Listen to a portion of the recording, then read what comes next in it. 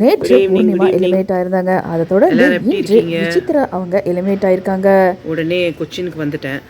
So Cochin வந்துட்டு ஒன்று ஹேரெல்லாம் மெயின்டைன்லாம் பண்ண முடியறதில்ல, ரொம்ப கஷ்டமாக இருக்குங்க.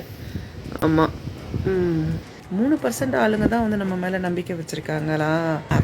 இந்த டிக்கெட் ஃபினாலேயில் நான் வந்து வின் பண்ணலேன்ட்டு நிறைய பேருக்கு ரொம்ப upset ஆகிருந்தீங்கல்ல.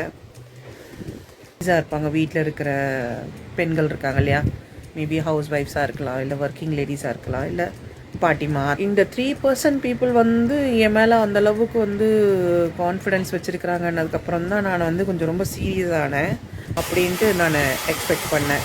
I was very upset. ஏன்னா என்னால் வந்து என்னோடய 100% என்னால் கொடுக்க முடியல அப்படின்ற உள்ளுக்குள்ளே ஒரு இமோஷன் இருக்கும்போது வெளியில் வந்து சிரிச்சுட்டு இது பண்ணுறதுன்றது அது எனக்கு ஆக்சுவலி அது ரொம்ப கேட்டிருந்தாங்க. ஏம்மா ரொம்ப டென்ஷனாக இருந்தீங்க, ஏன் சீரியஸாக இருந்தீங்க. உங்களுக்கு இந்த அப்டேட் பிடிச்சிச்சுன்னா மறக்காம லைக் பண்ணுங்க. மேலும் இது போன்ற தகவல்களை தெரிந்து கொள்ள நம்ம சேனலை சப்ஸ்கிரைப் பண்ணிக்கோங்க. கூடவே பெல் பட்டனையும் கிளிக் பண்ணுங்க.